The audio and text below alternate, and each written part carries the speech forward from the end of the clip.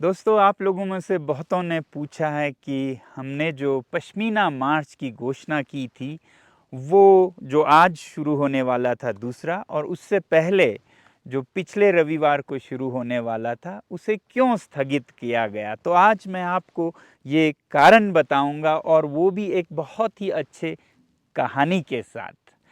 पहले मैं आप सभी का नमस्कार, जूले और सलाम कहना चाहता हूं। मैं सोनम वांगचुक लद्दाख की पहाड़ियों से आप लोगों को शुभकामनाएं भेजना चाहता हूं रामनवमी की।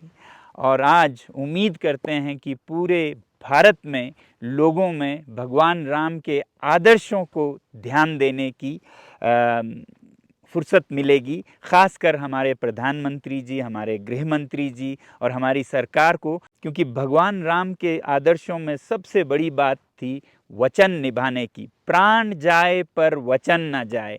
तो हमें उम्मीद है कि वो भी लद्दाख के लोगों के साथ जो वचन दिया था वो उन्हें पूरा करेंगे, और बहुत जल्द हमारे नेताओं को वो बताएंगे कि अगर वो सत्ता में आते हैं तो इस पर पूरा वो वचन पूरा करेंगे। आपको बताऊं कि कांग्रेस पार्टी और इंडिया अलायंस ने पहले ही ऐसा अपने मैनिफेस्टो में रखा हुआ है, जैसा आप देख रहे हैं। अब हमें देखना है कि क्या बीजेपी की एनडीए अलायंस भी ऐसा मैनिफेस्टो में रखते हैं, क्योंकि 2019 में रखा उन्होंने, तो 19 का इलेक्शन और 20 का इलेक्शन वो जीते इसी वादे पर।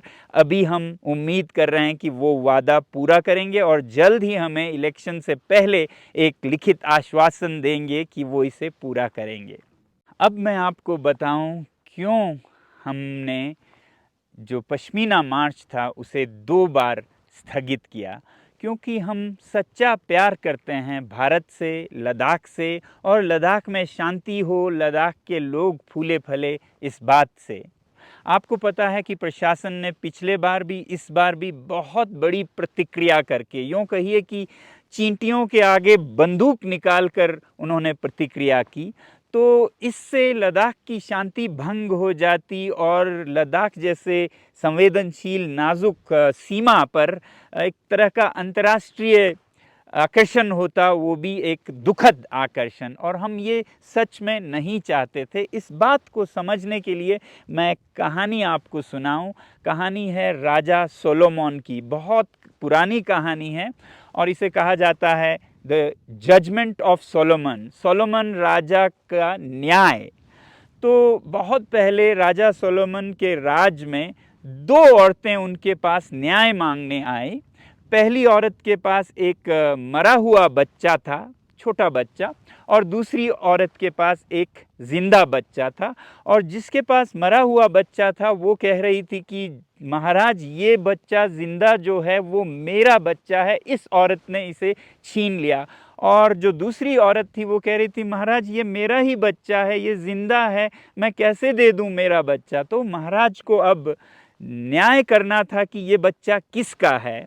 और बादशाह सोलोमन बहुत ही ज्ञानी थे और बहुत ही विद्वान थे, मगर उन्होंने एक बेवकूफ़ी का सा जजमेंट दिया, न्याय दिया। उन्होंने कहा कोई बात नहीं, मैं फैसला करता हूँ, इस जिंदा बच्चे को आप दोनों चाहते हैं ना, तो ठीक है, मैं इसे 2 हिस्सों में काट देता हूँ और आप दोनों आधा आधा लीजिएगा। ऐसा कहते हुए उन्होंने अपना तलवार निकाल दिया। तो जो पहली औरत थी, जिसका कि उस औरत से दूसरे से नहीं बनता था, उसने कहा ठीक है महाराज, ऐसा ही कर दीजिए। मगर जो दूसरी औरत थी, उसने बच्चे को देखते हुए राजा से कहा कि महाराज ऐसा ना कीजिए, इसे आप क्यों काटेंगे 2 हिस्सों में, इससे तो अच्छा है इसे आप उसी औरत को दे दीजिए, मैं बिना बच्चे के रह लूंगी। बादशाह समझ गए कि सच्ची माँ कौन है, क्योंकि सच्ची माँ के दिल में सच्चा प्यार होता है, और वो बच्चे को हानि नहीं करना चाहेगी, चाहे वो बच्चा उसके दुश्मन के हाथों में रहे मगर जिंदा रहे, उसकी चाहत ये होगी, उसकी दुआ ये होगी।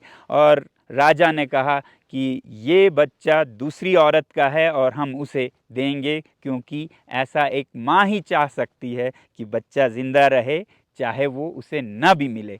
तो ऐसा ही कुछ हमारे दिल में सच्चा प्यार है लद्दाख से, भारत से, मगर बदकिस्मती से प्रशासन का व्यवहार ऐसा नहीं रहा। वो तो मतलब लद्दाख में चाहे जैसी अशांति हो, 2 महीने के लिए टूरिज़्म बंद हो जाए, दफ़ा 144 लग जाए या फिर इंटरनेट कट जाए, उससे उन्हें कोई फ़र्क नहीं पड़ रहा है। तो ऐसे में हम ही फिर इस मार्च को 2 कदम पीछे लेकर स्थगित कर दिया, और हम ये स्थगित कर रहे हैं तब तक के लिए जब तक कि सरकार खुद, अगर वो ये दिखाना चाहती है दुनिया को कि लद्दाख में कोई ज़मीन नहीं गया है, कोई चरागाह नहीं गया है, तो ये उनके फ़ायदे में है कि वो हमें सीमा पर ले जाएं और दिखाएं कि यहाँ कुछ भी नहीं हुआ है। तो हमें उम्मीद है कि जैसा वो कह रहे हैं 1 इंच भी इधर उधर नहीं गया है, तो वो हमें ले जाके आज नहीं तो कल वहाँ पर दुनिया के सामने ये स्पष्ट करने का मौका देंगे, और इसमें मीडिया के लोग भी होंगे, तो आप सबको ये समाचार मिलेगा, ऐसा हमारी उम्मीद है। तो इसलिए तब तक के लिए लद्दाख की शांति को ध्यान में रखते, यहाँ के लोगों के व्यवसाय, उनकी आमदनी को ध्यान में रखते हुए हमने अभी इसको स्थगित किया है। इतना इस कहानी के माध्यम से मैं आप लोगों को बताना चाहता था। आगे फिर मिलेंगे, जुड़े रहिएगा। बहुत बहुत धन्यवाद और जय हिंद।